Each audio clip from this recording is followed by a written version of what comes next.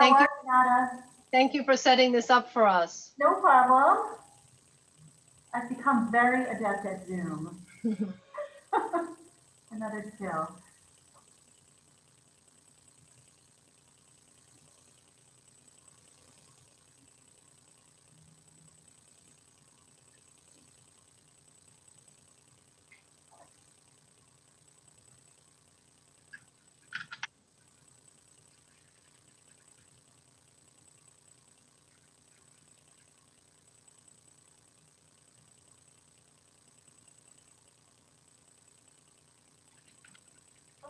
Captain, how are you? Everybody. Hello. Hello, Captain Spencer. Hey, Trina. Hey, Jimmy. How are you? Hey, Nada. How are Nada. you, Katrina? I'm good. Good.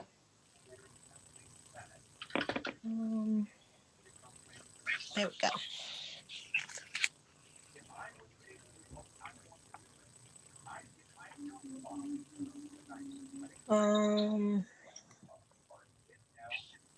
Sorry.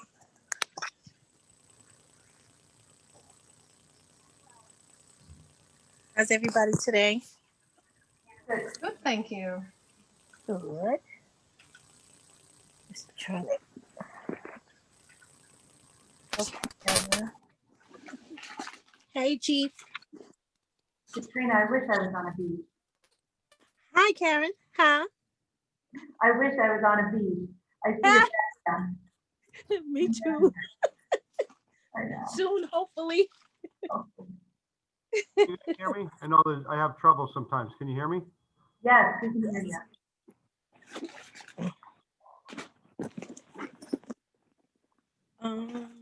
Just trying to get my pen.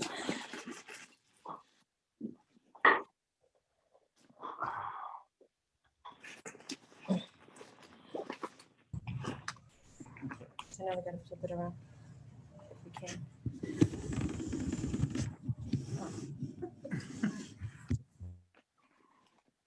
Hey, I just went on.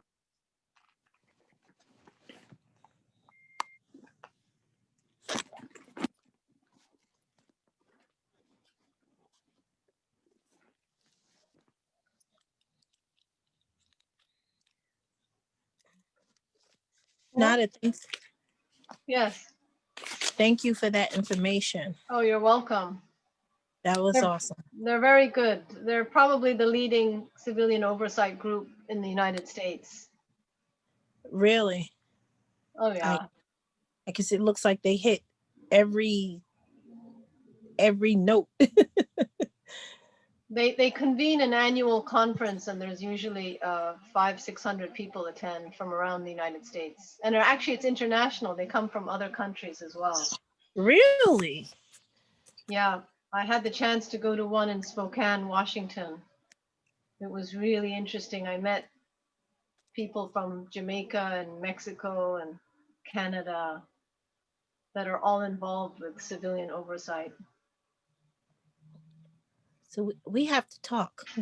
You have to share with me what you got, the information that you got. You know, when you read stuff and then, when you conversate with people and you get their insight is a little different, or more, just seems better than when you're just reading the basic information, because they probably had some experiences too. Right. I guess we can start. Well, we can't start without the two internal affairs officers, can we? Yeah, well, no, we could just discuss. Okay. Because I know we have to. They were on, and then I think they lost connection, so they don't have cameras. So they're setting up in one of our conference rooms, but I don't. Okay. They were just here. I just saw the keys and the table, so I'm sure they're just trying to reconnect. Is Wade planning to join us? Do you know? Yeah. He might need a reminder. Should we text him? You want me to text him? Sure. Yeah. Sure.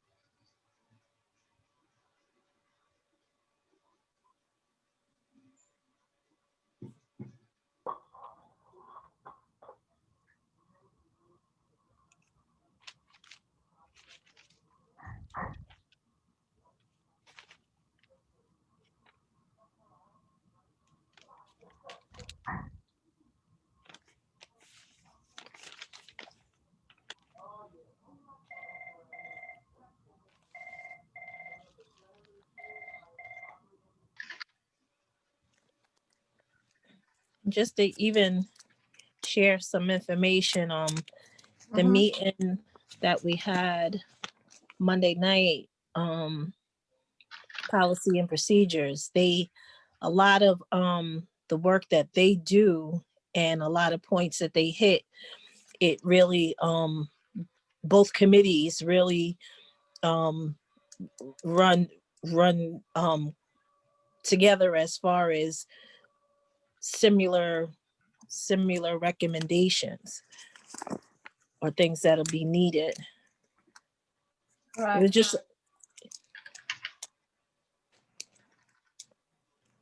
and they, just raised a lot of concerns also, just about things for us to consider. Right. I think there's definitely overlap between the subcommittees. Yeah. So it was good.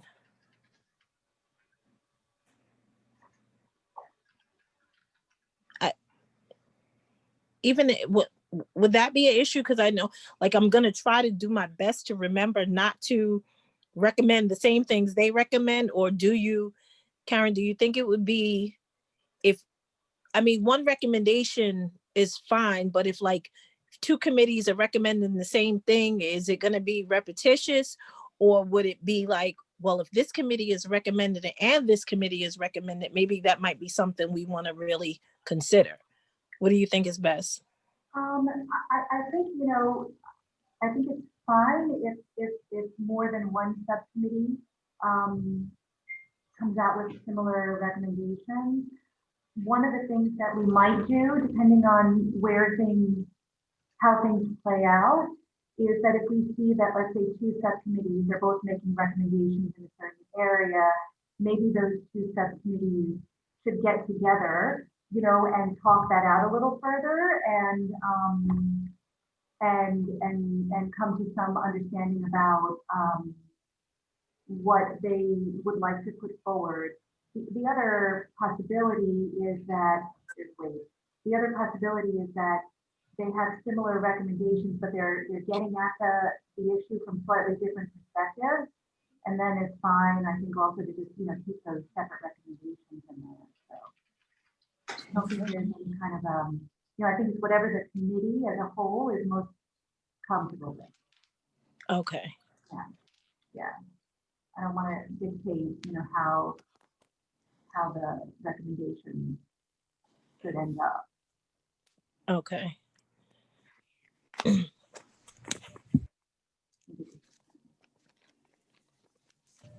Everybody, I'm sorry I'm late. I didn't put this in my calendar. I do apologize. That's okay. Hey, Wade. I think Hello. everyone's here, Katrina. Huh? I think everyone is here now. Okay. We have let me see, the Sergeant Cano and Detective Cunningham. okay, Detective Cunningham. Okay, I see them now. Okay. What's up, guys? Welcome to our subcommittee. We really appreciate you two taking the time to be a part of this meeting and to share with us. If there's anything, Sergeant Cano, we had a few concerns. If you want to just give us a verbal, or I know I spoke to you before, just give us more information about the process in which, if someone brings a complaint, so if someone comes in with a complaint, and the different types of complaints, if it's someone that was arrested, someone that was on the street, how are these complaints handled? Okay, how are you? How's everybody, number one? Everybody good? Yeah. Great, thanks. Thank I would you. love to see where Katrina's background is right now. Puerto Rico. Oh, nice, nice. I was calling before, so I cleared up. So, I don't know if anybody's met me again. I'm Sergeant Cano, Madeline Cano, and this is Detective Jamar Cunningham. Hello, everyone. Hello. Just give you a tiny little bit brief of of how I came to be, I came into this role back in June of 2018, as my predecessor was retiring and leaving. So based on, and Jamar, you came in when? June of this And- year? Yes, the end of June. The end of this year as well. So you know, it's been a learning process, with anything else. And over the past couple of months and year, there's been some changes, but you know, nothing that I found was extraordinarily difficult, or you know, but definitely some changes. So as far as Ms. Jackson, you had mentioned what kind of complaints we get or how they come to us. Mhm. We get them in a variety of ways. So one, obviously, you can go on the internet and get a complaint form. Two, if you are at headquarters, you can request a complaint form. Okay, and that can go either way, whether you were arrested and you know, you're looking to, you know, make a complaint, and or coming to the night window. And again, I'm sorry, I'm looking at a big video camera. I'm not looking at you guys, so I That's okay. so, so that's kind of in-house. We also get them through emails. We get them through letters. We get them through our ADA's or DA's office at 111 Martin Luther King Boulevard. Mhm. And some of them are third-party emails. I have gotten phone calls, just regular phone calls. When people, you know, and some people, our numbers are out there, so you know, we've gotten phone calls. Thinking that's pretty much the gamut of how we receive, and I'm pretty sure City Hall can let you know that sometimes they reroute some complaints to us as well. So I hope that I kind of gave you a brief of, you know, how we get it. Are all, if they make a phone call, or if they do third party, is it as effective as if they put it in writing? So we lose a little bit when information is given second or third hand. Again, it's almost like playing telephone. Whatever information you give to somebody else, they will, there are certain details that they may not provide. So yes, there is a loss of information in that respect. It certainly doesn't mean that we won't go forward and look into it and, you know, you know, if it was an incident with a police officer, yeah, absolutely, we'll still go into it. But there is a loss of information, is the best way I can explain it. Okay. So if someone came in, just say someone was arrested and they were there at the station, would they be allowed then to put in a complaint, or do they have to wait till they're released and put in their complaint? It really sort of depends on where they want to go. So again, a complaint is made. It's usually the desk officer will hear the first complaint, and then, you know, either advise you want to move forward. I could try to explain it. If I could figure this out, then great, we'll deal with it from there. If it's a lot more involved, then, you know, again, it gets a little hard if they are going to jail, but nonetheless, you know, their information, their phone number is forwarded to us now. I would say to me, but now it's to either of us. So they will be able to get a hold of us. And, you know, so I hope that answered the question. So, I mean, my thing is, they don't necessarily have to fill out that form to get a complaint heard. The form is helpful because it allows you to write down the date, the time, the incident number, certain details that may not be put in just a regular statement. That may be helpful to us to get an idea of what circumstances or what incident they're talking about. So the form is helpful in just kind of guiding them, but you don't necessarily need the form to make a complaint. Okay. And we have received several where our bosses have notified us. So let's say somebody's under arrest and they're saying they want to make a complaint about something.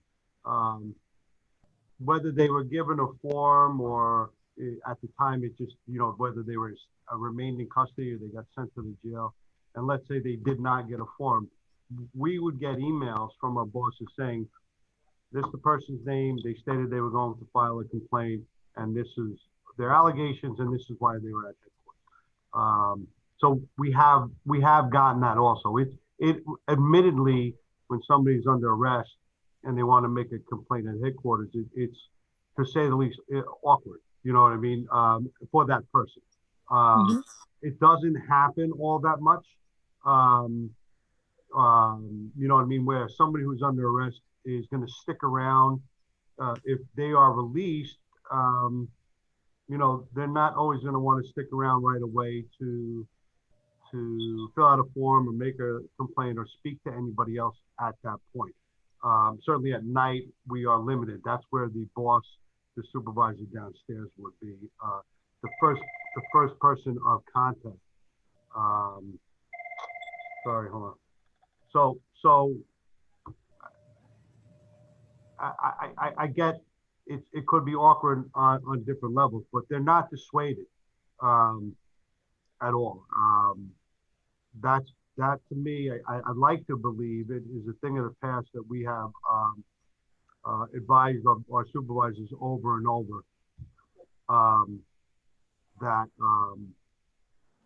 if somebody wants to make a complaint, take the complaint. So I hope that's helpful. That wasn't for anybody. There's somebody else on the phone that wants to speak to me. I'm trying to tell them I can't talk to them right now. So all the sign language is not for anybody here. Madeline and Jamal, how you guys doing? Good to see you guys. Good. I just want to, one thing that's been coming up through our meetings is, like you mentioned, you can file a complaint through the website. You can call in. Some suggestions, I guess, from some of the public sessions where if complaints can be filed, like, just can be dropped off at different locations, like barbershops, churches, community centers. So if someone has a complaint, they can just go to like the Slater Center, fill out a complaint, either mail it in or have someone pick it up or drop it off. Just to encourage people, because some people are afraid to, to come to the police station. They may not know about the internet complaint, but if, that was one thing that came up. Can complaints be filed or complaint forms be picked up at different locations throughout White Plains, just to make it easier for the folks to get their hands on a complaint. If they, they may see something, they may be walking down Mamaroneck Avenue, see a police officer doing something they don't think is right, and they don't want to come to the police station. They just want to, while I'm thinking about it, let me just go into the post office or whatever and file one of those complaints and just send it in. So I don't know how you guys feel about that, but I think I think there is some, I think it is a good idea to make sure that no complaints are, missed. Right. Yeah. And I'm trying to think off the top of my head. I believe I've gotten one or two via mail also. So like I said, the form, it just gives a person a guide to just give us kind of like, some people are, will say, well, it happened Thursday, but they'll forget to write the date, so it kind of just gives them give us a couple of details that will pinpoint who, where, what, and why or what happened. So it's, absolutely. If there is a different way a person would feel a little bit more comfortable in doing and sending information, that's a valid point. Yeah. And I think one of the things that's an easy fix that has come up is just putting on the form that your contact information is optional. The form does just say you enter this information or complete this form out in full. We can always asterisk some of the the name, the address, any other person, say, optional, form can be submitted anonymously. That seems to make sense, and that's a relatively easy fix. It's just a matter of, with all the stuff that we're evaluating right now, it's just a matter of getting around to some of this stuff and having a list of things that are easy fixes that can be done. But that's definitely not going to wait for any recommendations. And we noticed that currently, I think the complaint form requires, a notarization. Oh, yeah. And NACOL is recommending that no police department require that a complaint be notarized, because it's an added burden for the civilian. But I wanted to, so Sergeant Kano and Detective Cunningham, thank you so much for being with us. I just also have a different angle as well to ask you both that has come up in previous conversations. The general public is also concerned about disciplinary measures being imposed on police officers within the police department. And I just think that if you've had a working relationship with an officer and a complaint has come to your attention, whether it's from a civilian or from another officer in the White Plains Police Department, I find that as a person myself, it's very hard not to be colored by what you think of that person in their totality of their professional life. So I guess that's my question, and it's a concern for the general public, that how do you not allow your general impression or your previous experience with an officer to color the outcome of the disciplinary measures that are imposed on an officer at any given time? That's one of our questions. So I kind of think of discipline and my role as almost like parenting. So, you love your kids, but at the same time, you still have to impart structure and discipline. If not, the kids rule the nest, and we can't have that. So, yes, and silly, but over the last 2 or 3 years since I've been in this role, I do take it very seriously where, events that were part of the police department, I don't go to them. I just go, I have my home and that's kind of where I go. So this is where I was happy that Jamar was here, because then I had somebody else to talk to. And not to say that the guys won't talk to me, but there is that clear cut that I understand my role, and it's not an easy one. But at the same time, knowing and understanding somebody, now, do you ever really fully know somebody? No, you don't. Knowing how they work is helpful in understanding, okay, is this person, if the times that I've been in patrol and have seen this person act a certain way or interact with the community, could this be plausible? So again, my feelings about how I feel about somebody, it is sad if you have an encounter with somebody and an officer misbehaved. Like I said, it's like your child. You're like, come on. But at the same time, it's like, okay, we got to deal with this so that this person is now, his behavior is corrected. And, and let's find out whether or not this behavior was an issue of the heart or of the brain, right? What was the issue? Where was the lack of communication between this officer and this member of the community? So I hope that answered. Well, that's very helpful, and a follow-up to that would be, in general, I feel like people have confidence and they're very pleased with Chief Costelli and Captain Spencer, but we're trying to institutionalize policies that will be helpful in the future if there is not a progressive police leader in the city of White Plains. So what you just mentioned about you're sort of your own free will, you've made a decision to maintain some professional distance so you can perform your function within the internal affairs appropriately. Is that institutionalized, or is that at the discretion of the people working for internal affairs? Because we're trying to move to a scenario where we institutionalize changes that gives the general public a sense of confidence in how things are operating within the local police department. So if I can address some of this, and certainly I know you're addressing Madeline and Jamar. They are my professional standards IA. They are no more. So when you say the other people or other staff, they're it. That's the first point. And the second point I want to make in terms of discipline, they are fact finding. So they are no different from any other detective handling a case.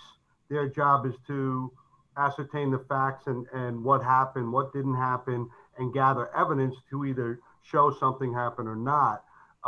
It just so happens that their specific caseworks will deal with members of the police department. The discipline part will generally be the chief's decision, the commissioner's decisions, the city's decision.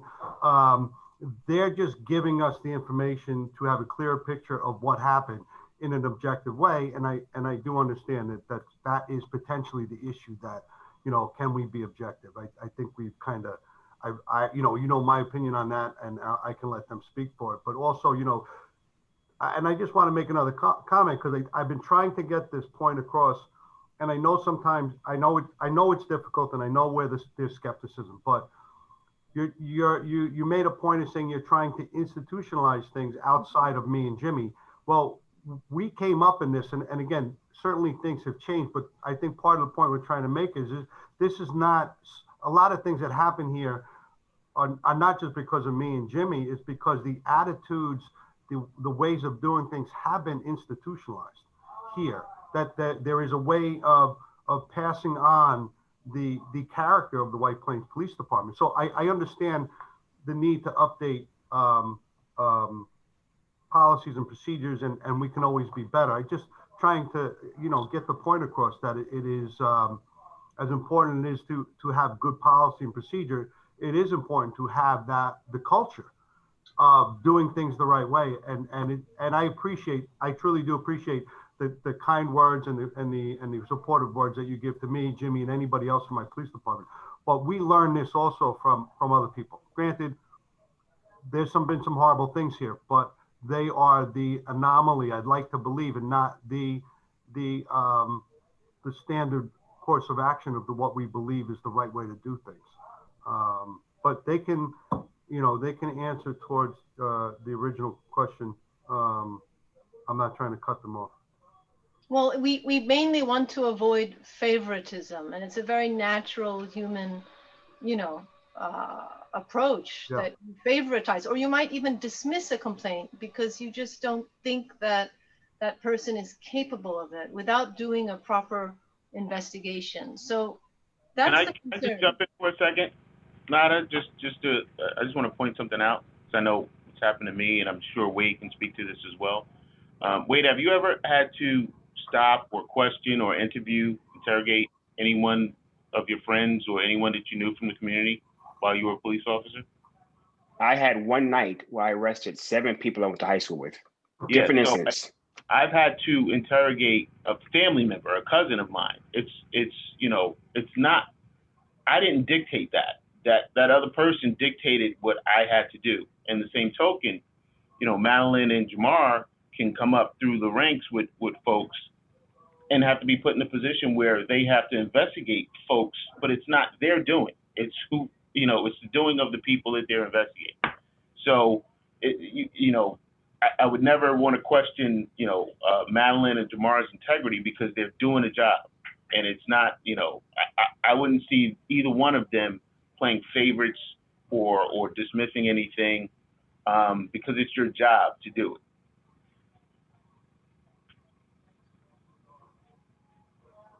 And because of them, again, it goes back to, and I understand that, that, you know, you want to put a positive culture in our police department. And that's what, at the end of the day, that's what we want. We want our police department to where we can say, well, no, not White Plains, like how we know our community, like not here. We want that same repertoire with our police department.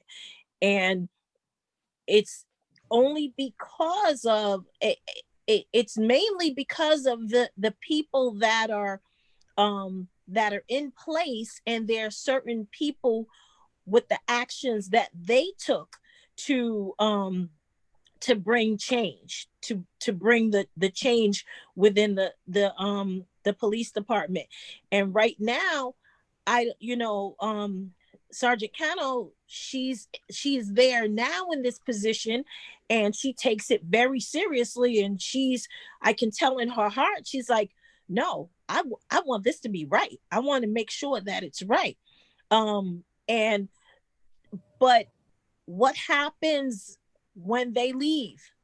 Everybody's not going to have that same mindset. And I know that can't be controlled. It can't be controlled, because you don't know what's in somebody's head. Just like that police officer that's a loose gun. You don't know what's in his mind, and it takes an individual. So right now, the people, by the grace of God, we have good people in place in our police department, and their hearts are in it to win, to make sure that that you do weed out the bad weeds, and that you do establish a foundation that's gonna benefit the community. But at the same time, there's continual change, and people are moving ranks, and other people are coming into certain positions. So there still needs to be that steady, that outside party that's going to be able to carry on if there's a complaint, if there's something, just to keep the community knowing that they can feel comfortable. Because just say 10 years from now, and something happens in if something happens in White Plains, everybody that's in position today is not going to be in that position 10 years from now. And how can we ensure that? God willing. Huh? God willing. See, Katrina, I was going to wait till you were done before I interrupted you, but I was going to say the same thing. Thank you for believing that I will not be here in 10 years. I hope you're right. But somebody was a little bit more ruder and interrupted you, so. But and it's like that comfortability, it's going to be, I'm a grandma. 10 years, my grandson is going to be 23 years old. So he's going to be driving, he's going to be on the streets in White Plains. And God forbid, if something happens to him and he calls me, he's like, Granny, because he knows my connection with the police department and the positive connection. So, I'm going to be like, Tommy, I don't know anybody there now. I don't know what, you know what I'm saying? I don't want to have that I have to know somebody to be able to ensure that somebody's going to check on my grandson to make sure that he's okay, to see what happened to him, and to make sure that he's good, because I do everything in my power today to raise him up to be a respectable young man. So hopefully, but and him being respectable has nothing to do with anything. It takes one loose cannon to find this one in the bunch, and something happened. But we still need to put things in place today so that we can't prevent the one bad apples. We can't prevent those situations. We can try our best, but if we have that one bad apple, what can we put in place now to make sure that that situation will be addressed without going any further, or the consciousness of that one bad apple is raised to where even his coworker or somebody's like, yo, to pull his card to stop it from escalate into a bad situation. These are a lot of things that we have to get in now. And if they have that, the internal affairs unit, if it's not what it is today, if it's somebody else and they're thinking, oh, well, it's so and so, so you'll be fine. So they're not really thinking of the consequences of what's going to happen if they mistreat this young man. We got to make sure that that consciousness is always on, even if they lose it for a second, that they're able to regroup and come back and be like, dude, you're going to lose your job. It needs to be known. You're going to lose your job. If you do something to this young man, and because whatever he does, what's not talked about, if he wrongs that young man that's now 23 and charges him with resisting arrest, disorderly conduct, and now his record is scarred and he didn't do anything. This needs to be prevented, and it happens and it goes on. It leaves from the police department and then goes to the court, and the courts don't that, and that's a whole nother situation. But now this young man's record is scarred, and if he puts in the complaint, if he goes to court, they don't even listen to, oh, well, they're like, oh, it's almost like a script. Like, this is how we handle this. Not even looking into the factors that, no, there was no disorderly conduct. No, there was no resisting arrest. But this is on record now. How do we stop this? How is this addressed? Katrina, and I will agree with you. I can't tell you that, that White Plains has never done anything bad. I can say that I know what you're saying. The issue of how to address these things is a problematic thing. In terms of professional standards, I don't know if we can ever ensure something that is constantly changing. We put the things in place and we leave it to the people in charge to hopefully put the right people, but to have some type of checks and balances. But I could just tell you, I think if that scenario that you put out there happened today, and I think it's been in place for a little while anyway, that if the person said, listen, I didn't do this and I wasn't resisting arrest, if their lawyer goes to the DA and the DA goes to their public integrity, and then an investigation starts. Now it will come back to us, but again, the game changer here for a lot of things has been the body camera. So we're all looking at studies and things, and the body camera has improved behavior for the police and for people in general when they know they're on film. So without a doubt, if that's true, and I believe that to be true, that cops acted differently prior to body camera. I have my worries about that. Always have that. Why wouldn't you have acted that way regardless of you're on camera? The old adage about integrity. What would you do when you think nobody's looking?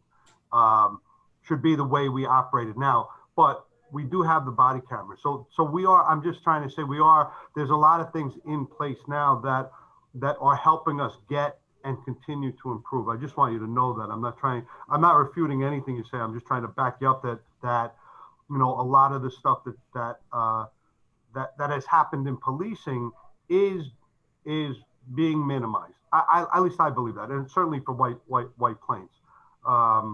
But I mean, I understand what you're saying. We need to get something in place so that way the stuff that's going on now continues. But I just want you to know, it didn't start with me and Captain Spencer or anything else. This was instilled in us throughout the years. So our job is to continue this and continue to make it better. And I think that's what we're doing. But it wasn't, we didn't come up with these great ideas. I just want to know that to me, this place has had a history of trying to do good, even though we have specific examples of when we haven't done good. You know what I mean? Again, I'm not trying to minimize them.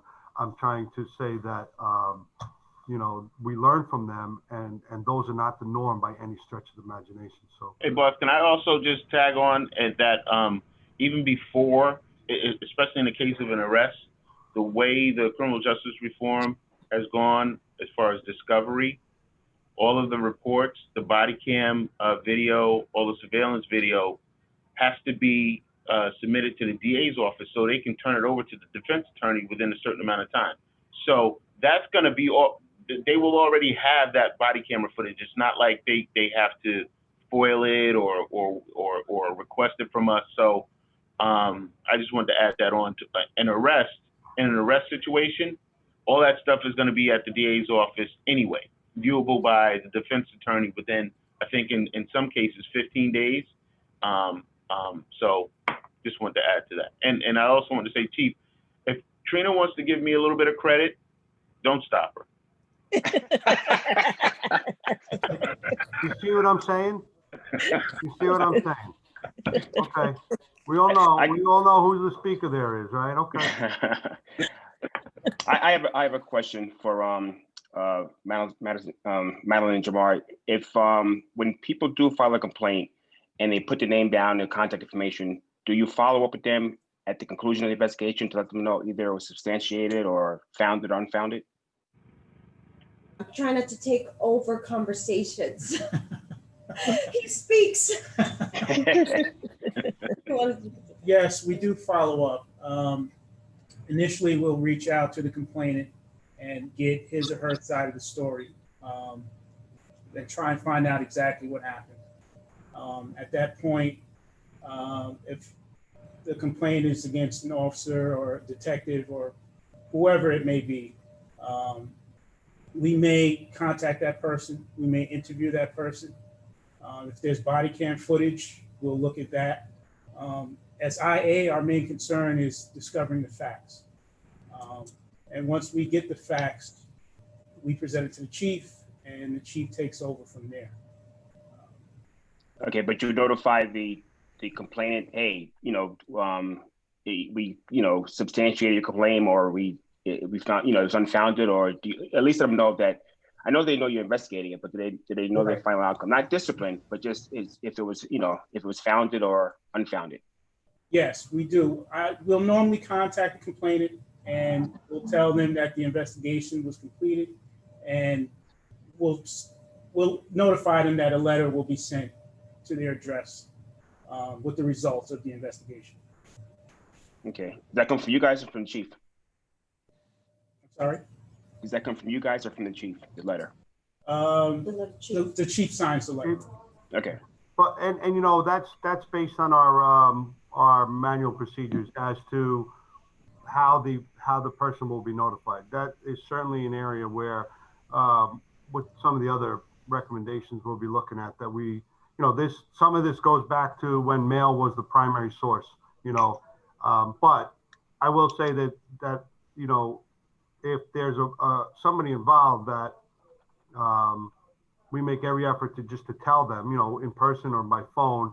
We're required to follow up with a letter because that's what our procedures state. But we do realize there are many other ways that somebody can be notified, and I think that is in one of the recommendations of the Policy and Procedure Committee, and that's something that we'll be looking at when the recommendations come out. Again, if it's something that we can readily fix, maybe we'll look at that. It's just that if I'm going to be looking at policies and procedures, unless it's like a really easy thing or a really needed thing right off the bat that we're that far off the mark, I'm going to kind of wait until the recommendations come in and then work on that as a body. You know what I mean? But you're right. We're required by our own rules and regs to, or our own procedures to just send them a letter. And we've done that recently, and it came back that they don't live there. And I think I think Jamar actually said, we're not required to necessarily do anything else. I just want to give you an example. So Jamar came to me and he said, this got returned. He doesn't live there anymore. I said, all right, well, what are we going to do? I didn't, I don't know. I mean, we did what we could. And he just said, well, I looked him up. He actually has another address. I said, okay, well then, send it to there and let's see what happens. We happen to know the guy. And I think I actually said, well, if we run into him, we'll let him know what the results were too. So, Okay. it's again, the procedures are a guideline. We try not to hit the minimum. We try to use the guideline to do as best we can. Thank you. I have one other thing, and we lost him. Maybe his battery died. I'm just curious. Of course, we'll never know. But how many internal complaints have we lost over the past 50 years because an officer in the White Plains Police Department was just uncomfortable going to the Office of Professional Standards or Internal Affairs? In other words, there's a movement now across the United States to allow a police officer to lodge a complaint against another officer outside of the police department. And for civilians, that makes complete sense because, there could be a whole array of reasons of why an officer would not want to file a complaint against another fellow officer. So I'm not saying, I know I have a sense on this call, this is not the crowd to be pushing for an independent venue for police officers to file complaints. But I'm just saying that from the civilian side, from our perspective, it makes complete sense to have an independent body where an officer can go to say, such and such and such and such. So I'm just, in my own mind, of course, we'll never know this, but I'm just wondering how many complaints we've lost, we've missed, because officers are just not comfortable speaking out against a fellow officer within the White Plains Police Department. You'd be surprised, Nada. I think Wade will probably vouch for this when he was a supervisor, that when you're a supervisor, especially sergeant, you're working hand in hand with your officers, and they're comfortable coming to you with a lot of things going on inside the department, outside the department. They'll tell you about marital problems. They'll tell you things you don't even want to know about. So I think that line is actually to the first line supervisor and to the tour commander. They actually do forge good relationships with first line officers. Well, Wade is retired now, so he can speak freely. So Wade, what do you say to that? No, I agree. If you're a good sergeant and you know your people, they'll come to you. But also you got to be the kind of sergeant that is, on the right side of things. I mean, I've seen sergeants that if you go to them, they're like, "Oh, what are you complaining for? Just do your job." So it all depends on the sergeant. And like we've been saying, right now, the leadership of White Plains Police has been on point. But again, 10 years from now, who's going to be there? I remember how it was 25 years ago.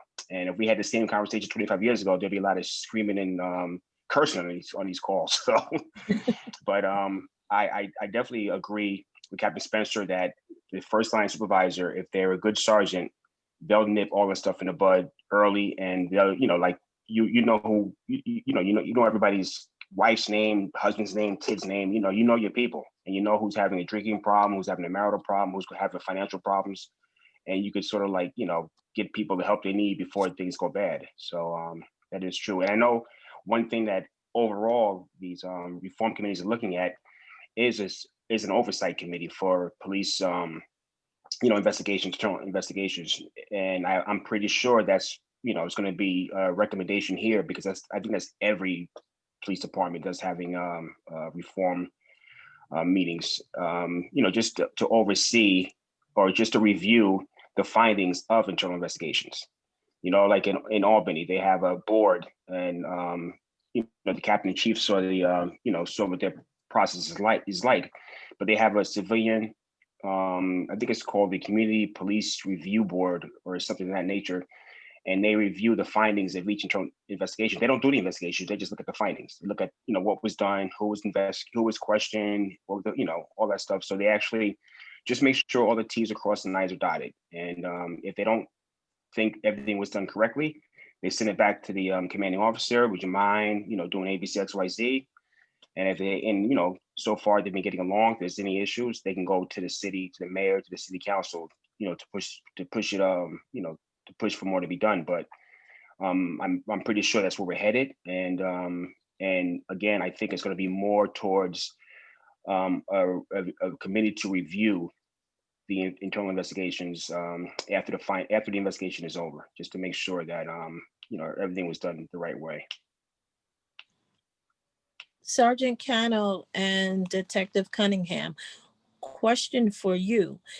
How comfortable would you be with White Plains having a civilian complaint board, and what are your thoughts of it? Do you feel that it would be a good thing? Do you feel that would you feel pressured, or like you're being under the gun? How do you feel about that? Well, Katrina, I kind of asked them not to weigh in on opinion on a complaint review board. I think that is just don't want to put them on the spot. Their work is their work, and we have a mayor that has an opinion, and some other stuff like that. I don't want to put us, but I think me and Jimmy were clear that like Wade said, it's going to be a recommendation. I think it's a valid recommendation, and I don't think I think this department can adjust to any situation that it's given us. So I just don't want to put them in that situation that me and Jimmy should be dealing with. So I hope you don't take offense to me stepping in. No. I just want, my understanding they were going to handle the process of what a internal affairs and professional standards does, as opposed to opinions on the larger issues we're discussing. So yeah, no worries. All right. I know. I hate to do. If there's one person I would not want to say no to, it's you. So you say enough. You say no enough to me, Chief. You're different. No, Chief, I fully understand, and I don't want them to be put in any position. I do truly appreciate them being here and being willing to share with us any information. And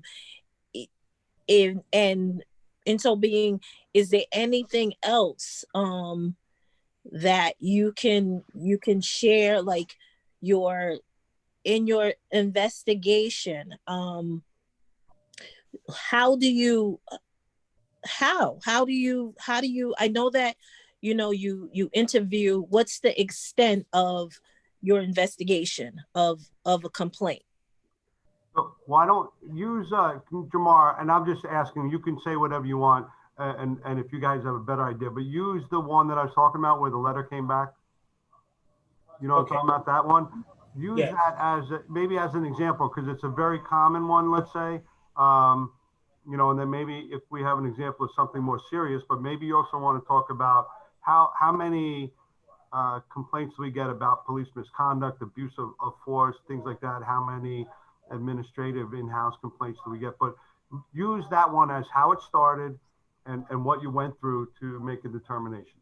Is that fair? Katrina, or anybody else have any? Does that make sense to they'll use an example, just don't mention any names, but to how it started and what the conclusion was. Okay. Is that fair or no? I mean, I'm just, it's up to you guys. The committee tell me if that's the way, if that's a good idea. That's all. I'm not trying to impose anything. That's fine. I think it's good. Yeah. Okay, so the complainant in this situation was actually arrested. And after the complainant's arrest, he filed a complaint. Filled out a complaint form and was actually interviewed also by one of the officers. Sergeant Kano and I looked into the complaint. We made attempts to contact the complainant. We were unsuccessful. We looked at body cam footage.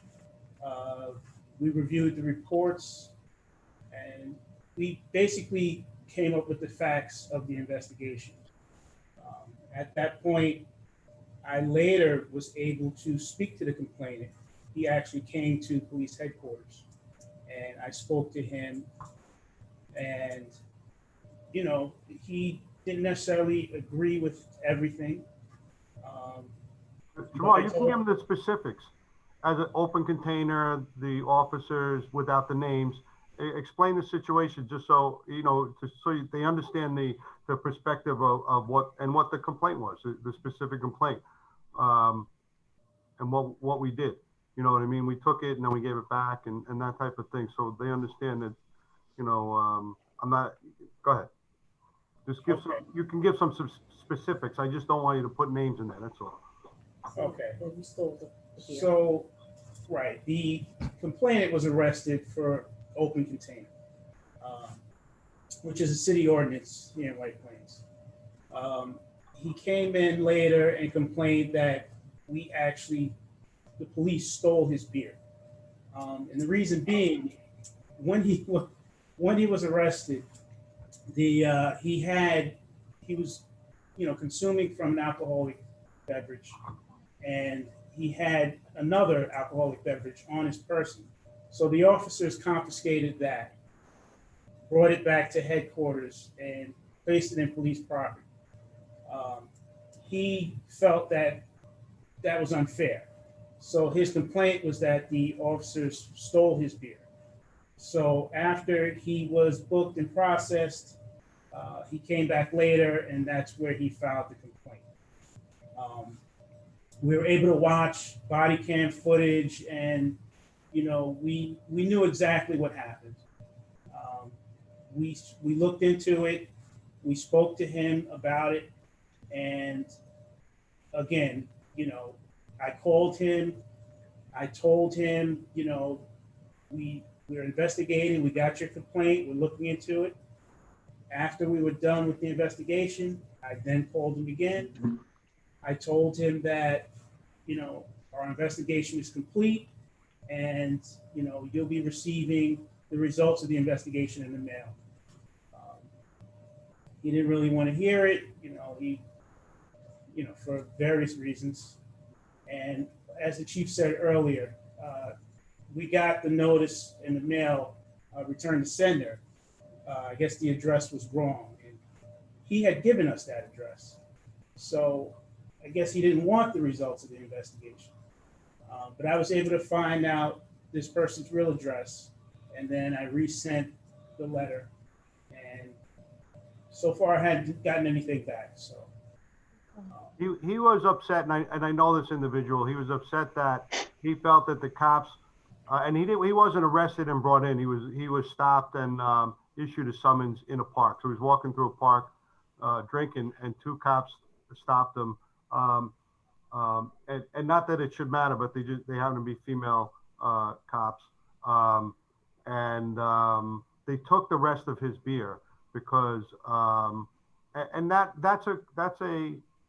it's a situational call. They felt that he was going to continue to drink, and this person, when they continue to drink, can cause more problems, so to speak. So when he went to complain that the officer stole his beer, we gave it back. But it was hours later, and rightfully so, meaning part of his thing was, I wasn't drinking. He's saying he wasn't even drinking, but it was open container, and it shows that he was drinking while walking through the park. But we don't necessarily have the right to seize that thing permanently. So when he came in, we gave it back to him. It was hours later. It was his beer, and that's a little. But his concern was that we violated his rights by seizing his property, And he was also saying that he was unlawfully arrested because he absolutely was not drinking. So, you know, this is a small complaint that we listened to him. I spoke to him, you know, I happen to know him. He ran into me and he was telling me what happened. I told Jamar, and he was at headquarters. I said, go down and talk to him. And by the time Jamar went down to talk to him, he had left again for whatever reason. So he is a little, you know, not off the wall, but, you know, he says he's going to stay here and wait to talk to somebody. And then within the 5 minutes it took to get Jamar down there, he left. But it, you know, this is a complaint that could easily go, hey, this is so-and-so. He obviously was drinking. Forget this. I'm not trying to give you an example of a minor complaint because it's easy.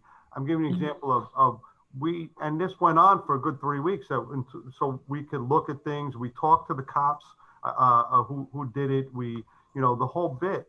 You know, I don't know, Madeline, if you have an example of a more serious allegation and how you handled it in terms of the diligence that you used. So I was actually going to say, in doing this, in investigating this one, and it kind of, you know, we're internal affairs. Yes, we look into a case and, you know, try to find the facts, but there's also about how can we help people, right? Because that's always been, you know, kind of important, that it just, you know, certain things happen and then people kind of fall off the face of the earth and nothing is ever done. So in number one, this person was drinking at 6 o'clock in the morning when they were on their way to work. The officers that stopped him, one of them had previously stopped him for drinking and had used her discretion and not arrested the paper arrest, okay, previously. So this time she saw the open container, she arrested, paper booked him on the street, and in the body cam, she is asking, you know, this is, you're drinking, what's going on? This was not you about a week ago. So we are seeing a decline in his being. So one of the things she was also trying to do is, what can we do to help you? This is 6 o'clock in the morning, drinking before you go to work is not going to help you any. And, you know, unfortunately with what's happening a lot is there's a lot of mental health issues, components with alcohol, with Alzheimer's, and I mean, it just really runs the gamut. So, you know, that was one of the reasons why she said, you know, what can we do to try to help him out? Because we understand that arrest isn't going to really fix it, but not arresting, not doing anything isn't going to either. And unfortunately, with a certain age group, once, you know, it gets hard when there is no family involved to help people out. So it wasn't just, I saw him walking and drinking and I arrested him. You know, and there were certain things about that encounter that we saw through the body cam that he had no memory of, didn't remember. So was that alcohol, or is he now getting through an age of maybe a little bit of Alzheimer's dementia going on? And is he using alcohol? So, but yeah, I mean, you know, unfortunately, you know, we're trying to figure it out how to best help him, so that when the next officer, because he's had complaints on other officers, where officers used discretion, where they stopped him because there was that open container and they did use discretions. And they just said, please don't drink in public. And as they're walking away, he's cursing at them. The officers do continue to walk away. So some of it is trying to figure out, okay, so how do we go about making sure that when our officers are trying to do the right thing, they are not there's not that encounter. Now, one of the things I always tell the officers, and as internal affairs, as we get new recruits, I actually like to go and do our internal IST, or our internal field training for the new recruits that are out there. Because one of the things I say to them is, I'm only 5 feet tall, and I've been here 23 years, 24 years. And there's very few tussles I've ever had to go on in my life. And I think Jamari has probably kind of similar experience where it's a lot of it is how you communicate to people. Okay, so and Katrina, I'm sorry, I'm kind of all over the place, but I kind of wanted to go back to how you were saying, what is it that, how can we ensure that officers and the public are not having these antagonistic encounters? A lot of it is when we do the trainings and how we can best, I come in saying, how to not get an IA. This is how you can prevent, cases against you. Well, guess what? It's how you talk to people. You get a lot more through honey than through physical being. And listening is a big one. My culture, and I'm American, but I'm not American. That's a whole other story. But in my culture, it's the whole police thing and anti-government, and we didn't believe in the police. You paid off the police, and how people felt about the police was very hatred, a lot of hate, and that's coming from where I'm from originally. So that trying to change that mentality, me now being in America and trying to change that mentality, it's about, as you see different people go through the ranks who are trying to change it and pass that information forward to the younger crowds. And I think we are seeing it, as much as it feels like we're not. I could tell you, even from a standpoint, even in my country, things are a little bit different. Things are a lot less, I think there's more of an open platform in the United States. And as far as our White Plains, I think there is a better communication with people. Because unfortunately, there is a lot of things with mental health that I find that if you come on with brute force as a police officer, you will have a no-win situation. And I always say, I want to be able to retire walking out of here, and not going into a situation where I think I could win a physical fight, even if I was able to, because somebody's going to get hurt. And at the end, what does that get us? So it's learning how to talk to people, biggest thing. And, I don't know if Lieutenant Spencer, with our hostage negotiations, our crisis negotiations, one of the biggest thing is just talk to me. Listen to whomever it is that you are going to meet. You are there, as police officers, we are there, and it's never for a good thing. You are going into their kingdom, and now you're going to try to establish some control by telling them what to do in their kingdom. This is their home. No, you have to listen to it. Listen to what's going on. And when people feel listened, because that was the biggest complaint in my community, was the police does not listen to us. So that is what we try to teach the younger guys. And I say younger guys, well, yeah, I guess they are, because I'm a little bit older. This is what we try to teach them, is that if you just be quiet, let them know why you're there, the purpose of you being there, you'll establish communication where it kind of calms down, and it's not I just said the word, I can't say it anymore. Antagonizing. Antagonistic. Yes, and I think that just solves a lot of issues, where all of a sudden there won't be complaints about you because you are doing the right thing. That's a very helpful example, and it because according to how you're describing it, these two officers, they de-escalated. I mean, I can see how something as simple as confronting a person with open container could have escalated, but they didn't do that. I have two questions. So I'm happy that their body cameras were on, because that was one of my questions. And I'm just wondering, is there an expectation that in any civilian encounter, the officer, the White Plains officer, must have his or her or their camera on?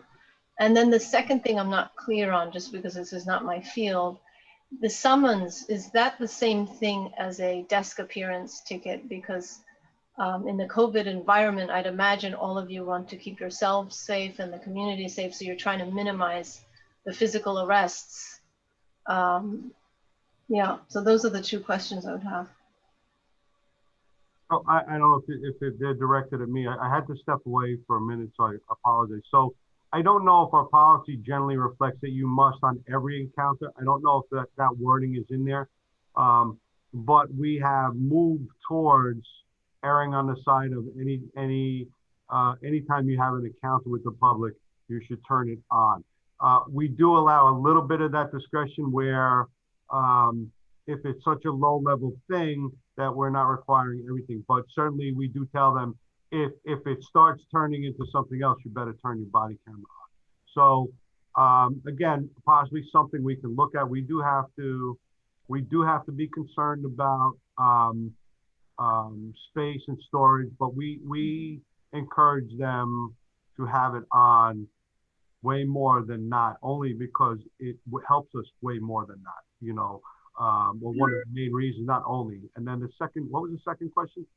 Is the Oh this yeah, the desk almost appearance same ticket. Yeah, as the desk appearance ticket? yeah, we did that. We did a lot of the, especially with the bail reform, and everybody, many people are going to be immediately released on their own recognizance. We implemented that to keep from bringing different people into the building.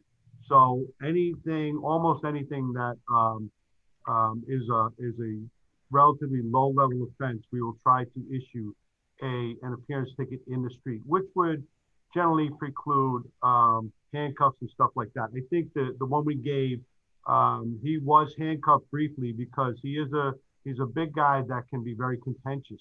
But the handcuffing was so that way while they were doing the desk appearance and everything else, he didn't have an opportunity to leave or be more of a problem, and he was under arrest. I mean, make no mistake, it's an appearance ticket to appear in court in lieu of arrest.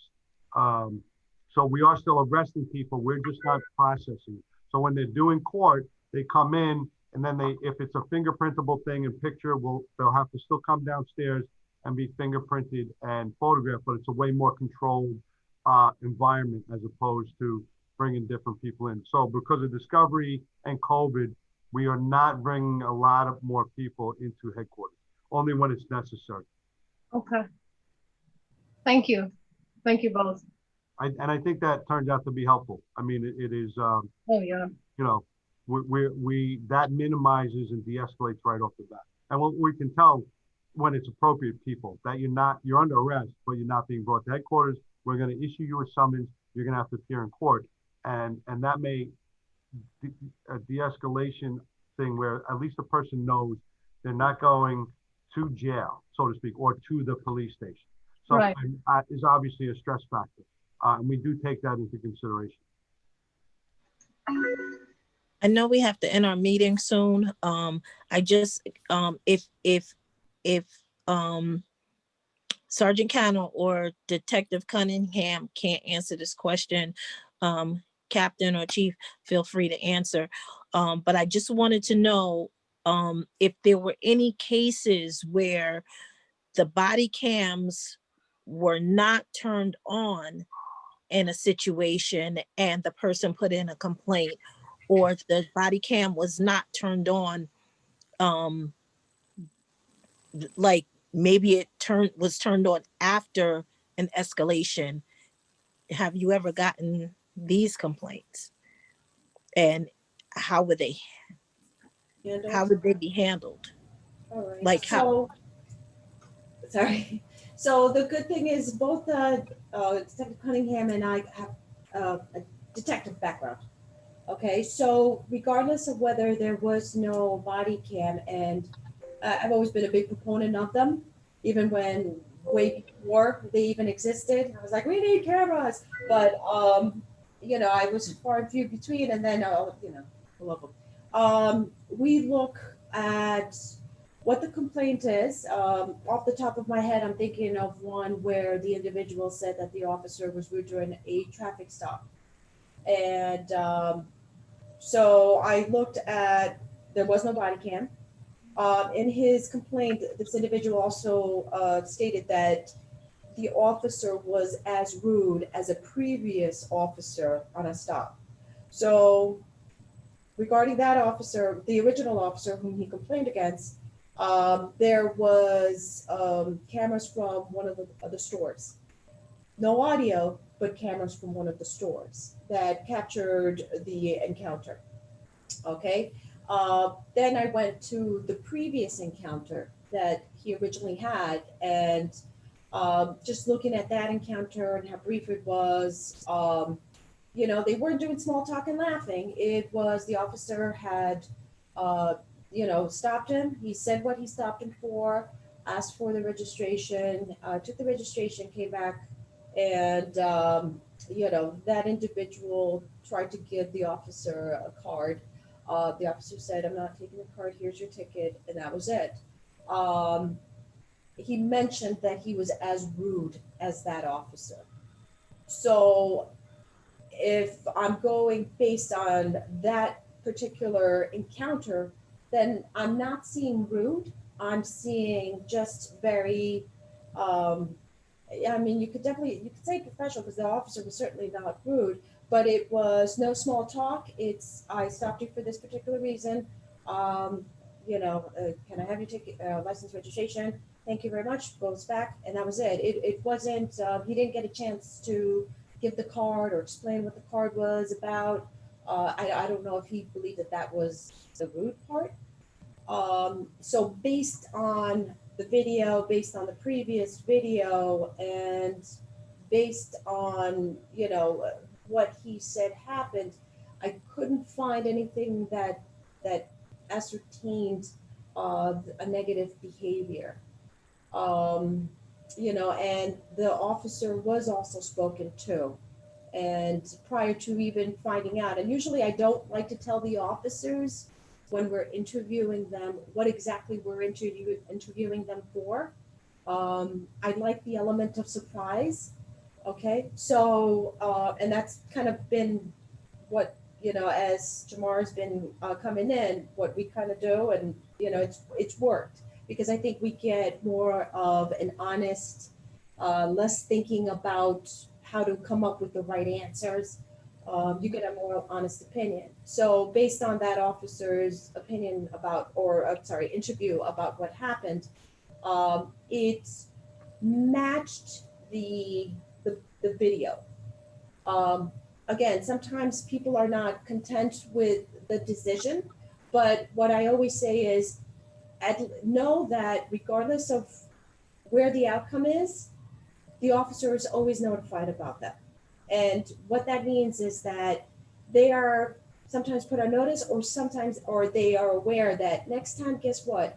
Have your body camera on so that this does not happen. 1, 2, especially if you're stopping vehicles, have a specific script that you go by. That way it's the same with everybody. I'm a big proponent of that. If you talk the same to everybody, there won't be this question as to, because it's kind of like the same amount.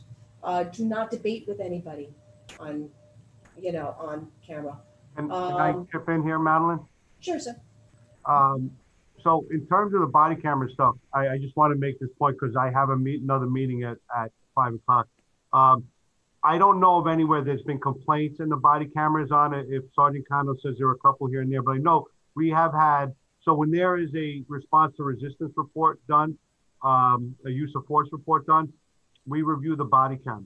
And whether there's a complaint or not, if that body camera was not turned on when it probably should have, or turned off early, at the very least, there's going to be a specific incident done on that officer. And they're going to be counseled that, the time for the trial and error on the camera and for getting used to its operation and when to use it is well past. Meaning we did have one, and again, we had one where they went on a call, they weren't the primary officer, but showed up first, and it was a fight call. And when he got there, somebody was on top of somebody else, literally choking them. The cop jumped out of the car and started wrestling with the guy who was choking the other person. At some point after he was able to grab control, he turned his body camera on. And the answer was, listen, I pulled up, I thought it was just going to be an argument, and it turns out somebody's choking. And that officer was talked to that if you're going to go on a call, and it's a call that you know you're going to be dealing with people, you should have your body camera on already. The fact that you turned it on after the person was pretty much controlled, if that person made an allegation that you abused them, you don't have the footage to show. So we talk to them whether there is a complaint or not, if they're not following what we want. You know, it's that important. And I don't know of anywhere it's been turned off prematurely and at all. You know, I'm sure it's happened. But without the complaint or without any hint of any wrongdoing, we talk to them in every circumstance. And at this point, a specific incident gets done. So that way, if Officer Y has 4 times where they fail to turn their body cam, well, it won't get to 4 times, I'll tell you that. But if they have 2 or 3 over a short period of time where they forgot to turn it on or turned it off earlier, we're dealing with that in a more specific way. That to us is a potential problem. We're going to nip that in the bud. They're going to be retrained. They're going to be advised if it happens again. They may face formal disciplinary charges. That's what we would do. So that way we get in everybody's mind, turn the thing on and don't turn it off until you're clear of that scene. Or if you have to turn it off, you have an explanation that you're turning it off, terminating body camera or whatever. But even that, it very rarely happens. Our body cameras go to them being done, getting in the car, putting it in drive, driving away and going, terminating video to that extent. So we do have those controls. We don't wait for the complaint. And again, I think a lot of what we do, we try to change the behavior to nip any complaints in the bud, you know, so that way we don't get the complaints. So we're you know, doing what we should. I know Karen sent me a thing about other languages. Can people make complaints in other languages? I'm going to be very honest with you, other than Spanish, I doubt it. Is that accurate? And we should probably work on that. Meaning if somebody who doesn't speak English wants to make a complaint, do we have a process for that? I don't know, other than that, you know, if we had somebody who spoke Cantonese, would we try to find somebody who spoke it who can translate for us? Absolutely. But other than Spanish, that we have our complaint form in Spanish, I hope. If not, I apologize. Well, there's a large Haitian community in White Plains. Well, that would be something where, you know, the Haitian community, it's not that it's a niche, but it is. So if we could you know, give the form out and have somebody translate it to help us out, I think we would be more than likely to provide that in Creole or whatever. I think Creole the language I was speaking of. I think that's not a bad thing, but we would certainly need help with that. I know Heather Miller has asked, you know, has offered, but it's a matter of giving a form and then making sure it's correctly translated into whatever language. But I don't, you guys can stay. I know other people have to go. I have to go to an event at 5 o'clock. I apologize. My officers are here until you guys end the meeting, I hope. And if anybody has... Thank you. No, we're getting ready to close up anyway. I have to There's another meeting coming on at 5. Okay. So I thank you, and you're not leaving early. We're going to be closing. Unless anybody else has any last minute comments. Well, good, thanks. Just to thank everyone so very much for Sergeant Kano and Detective Cunningham, and of course Captain and Chief, for allowing us the opportunity. Yes. Exactly. Definitely. They have a face to the names, and you know, which is very helpful when, you know, when you're trying to speak to somebody. I truly think, Katrina, that, you know, besides any official reform stuff, or anybody else here, if you know anybody that has a complaint that they're hesitant to make, I hope right now you feel comfortable enough to contact either Sergeant Cano or Detective Cunningham and put the person in touch with them, and that it will be handled professionally. I hope at the very least that we got that out of it, that there's a new contact for people coming from a respected member of the community, to say you can call these people and you'll get fair treatment. I hope that was part of the intention of this. I hope so. I hope you, if you're not there yet, we'll work on that where you feel comfortable recommending people to directly to our professional standards. You know, that's something that we've kind of talked about with the churches and the pastors and stuff like that.